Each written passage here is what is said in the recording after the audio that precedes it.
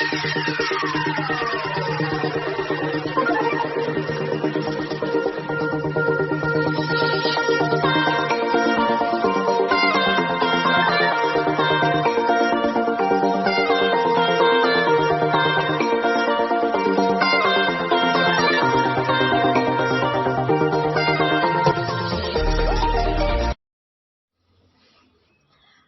perkembangan emosi terhadap perkembangan peserta didik.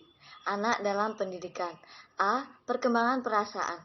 Perkembangan perasaan adalah suatu respons sebagai akibat dari suatu hal yang dialami oleh anak dalam menghadapi masalah-masalah yang terjadi pada diri sendiri maupun orang lain. B. Faktor-faktor yang mempengaruhi kepekaan emosi remaja. Faktor-faktor yang mempengaruhi kepekaan emosi remaja adalah sebagai berikut. Yang pertama yaitu kedekatan yang dijalin antara orang tua dan anak. Kedekatan yang terjalin atas dasar komunikasi yang intens mampu memberikan tabungan jangka panjang, bahkan membantu saat anak sudah beranjak dewasa. Yang kedua yaitu sikap empati yang dimiliki oleh anak. Empati menjadi salah satu perasaan yang mendasar yang sangat penting dimiliki oleh semua orang. Maka dari itu, kematangan emosi remaja bisa diasah melalui berempati dengan lingkungan dan keberagaman hidup. 3. Proses adaptasi anak di lingkungan, di dalam sebuah kelompok. Faktor yang mempengaruhi kematangan emosi anak yakni melakukan adaptasi dalam sebuah kelompok. 4. Seringnya anak tampil di depan umum untuk mengasah kemampuan dan kematangan emosi. Tampil dan dilihat banyak orang memerlukan sebuah keberanian, melatih fokus, serta meningkatkan kematangan emosi anak. C. Perkembangan kognitif. Perkembangan kognitif adalah suatu proses kemampuan di mana seorang individu dalam berpikir meliputi proses pemecahan masalah, mengingat serta mengambil keputusan. D. Tahapan perkembangan menurut Piaget. Tahap perkembangan menurut Piaget meliputi 1. Tahap sensori motor. Menurut Piaget, bayi yang lahir dengan sejumlah refleks bawaan lain juga didorong untuk mengeksplorasi dunianya. Skema awalnya dibentuk melalui diferensiasi bawaan refleks ini. Tahapan sensori motor adalah tahapan pertama dari 4 tahapan. Yang kedua yaitu tahap pra-operasional. Tahapan ini merupakan tahapan kedua dari 4 tahapan. Dengan mengamati urutan permainan, Piaget dapat menunjukkan bahwa setelah akhir usia 2 tahun, jenis yang secara kualitatif baru dari fungsi psikologi muncul. Pemikiran atau pra-operasi dalam teori Piaget ialah produsen melakukan tindakan secara mental terhadap objek-objek. 3. Tahap operasional konkret. Tahap ini merupakan tahap ketiga dari 4 tahapan, muncul antara usia 6-12 tahun. Proses-proses penting selama tahapan ini antara lain pengurutan atau kemampuan untuk mengurutkan objek berdasarkan ukuran, bentuk, atau ciri lainnya. Klasifikasi atau kemampuan untuk memberikan nama dan mengidentifikasi serangkaian benda menurut tampilannya, ukurannya, ataupun karakteristik lain yang termasuk gagasan bahwa serangkaian benda-benda dapat menyertakan benda-benda lainnya ke dalam rangkaian. Anak tidak lagi memiliki keterbukaan logika terhadap namisme, decision theory, atau anak mulai mempertimbangkan beberapa aspek dari suatu permasalahan untuk bisa memecahkannya. Reversibility atau anak mulai memahami bahwa sejumlah atau benda-benda dapat kemudian kembali ke keadaan semula, dan konservasi atau memahami bahwa kuantitas, panjang, atau jumlah benda-benda ialah tidak berhubungan dengan pengaturan atau tampilan dari objek. 4. Tahap operasional formal.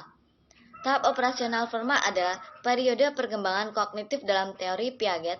Tahap ini mulai dialami oleh anak usia 11 tahun atau saat pubertas dan terus berlanjut sampai dewasa. Tahap ini ialah diperolehnya kemampuan untuk berpikir secara abstrak, menalar secara logis, dan menarik kesimpulan dari informasi yang telah tersedia.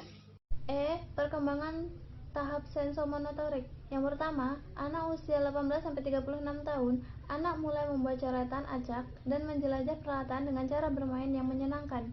Kedua, tahap prasikematik. Anak mulai memahami simbol yang dibuatnya untuk menggambarkan sesuatu, akan tetapi gambarannya biasa tidak sesuai dengan maksudnya. Biasanya terjadi pada usia 4-7 tahun. Ketiga, tahap psikematik.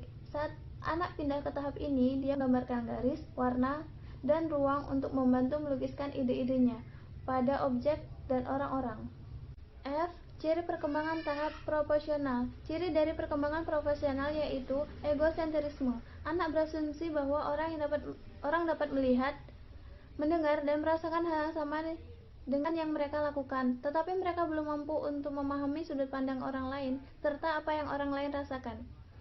Konservasi, kuantitas tetap sama bahkan jika kamu mengubah ukuran. Bermain paralel, anak mungkin akan berbicara menggunakan ucapan mereka untuk bisa mengekspresikan yang mereka lihat, rasakan, dan butuhkan. Reseptasi simbolik, menggunakan kata ganti untuk menyebut suatu benda atau seseorang. Berpura-pura artifisial, pemahaman. G. Tahap perkembangan operasional konkret. Ciri perkembangan tahap operasional konkret yaitu sudah mampu mengelompokkan objek atau benda, mulai berpikir logis tentang peristiwa nyata di sekitarnya, dan mampu dalam mengingat dan berpikir logis sudah mulai meningkat. Hal ini terjadi pada usia 7-11 tahun. A. Tahap perkembangan operasional formal. Ciri dari tahap perkembangan operasional formal yaitu sudah menguasai penalaran dan berpikir abstrak, mampu menarik kesimpulan dan informasi yang didapat seperti nilai dan cinta, serta dapat menganalisis masalah secara ilmiah dan kemudian menyelesaikan masalah tersebut. I. Perkembangan kognitif menurut Vygotsky.